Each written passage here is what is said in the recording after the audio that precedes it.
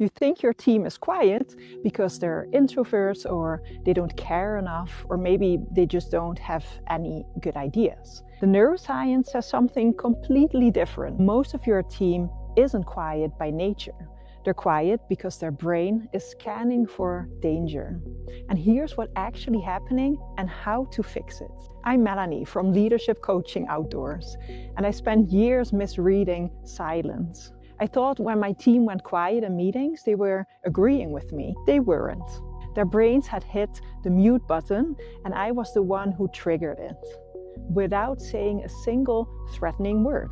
Here's what's happening inside your team member's brain right now. The human brain has one primary job.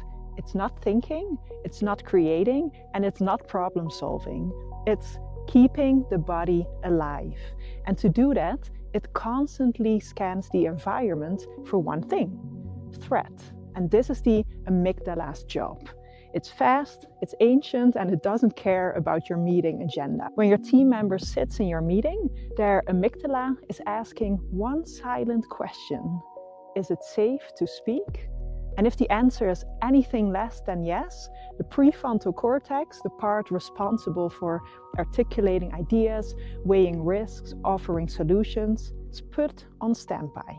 Not because they're shy, but because the brain just deprioritizes speech in favor of survival. Now here's what most leaders get wrong. You ask, why isn't my team speaking up?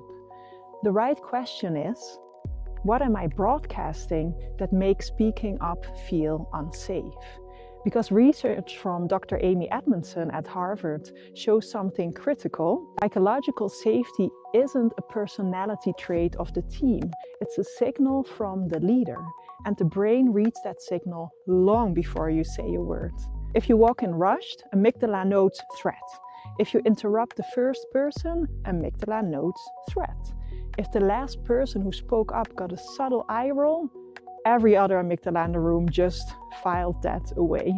Your team isn't quiet. Their brains are protecting them. When you're on a rope team at altitude and your partner suddenly stops communicating, you don't shout louder. You don't assume they've lost motivation. You stop. You check the rope. You check the wind. You check the conditions. Because you know silence in the mountains rarely means nothing's wrong. It usually means something is. Your team meetings are no different. The silence isn't the problem, it's the signal.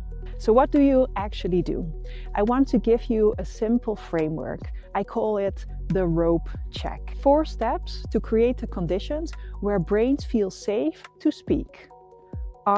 Regulate yourself first. So before the meeting, not during it, check your own state. Are you frustrated, distracted, rushed? Your nervous system is broadcasting before you open your mouth. 1 minute of breathing, 1 minute of arriving. Your calm is the first signal of safety. Observe the environment, not just the agenda, but the room. Who's sitting where? Who hasn't spoken yet? What's the energy? You can't change what you don't notice. P, permission to pause. When you ask a question, give people actual time to think. Not 1 second, but 5. Most leaders ask a question and answer it themselves within 3 seconds. Now, that's not a question, that's a monologue with a question mark. Silence isn't awkward, silence is processing time. So let it breathe. E, explore the silence. When someone finally speaks up, even if it's just a whisper of an idea, don't evaluate it yet.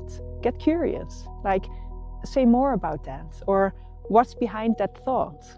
So when the brain learns that speaking leads to curiosity and not judgment, it speaks more. Here's what I want you to remember. Your team's silence is rarely about their personality.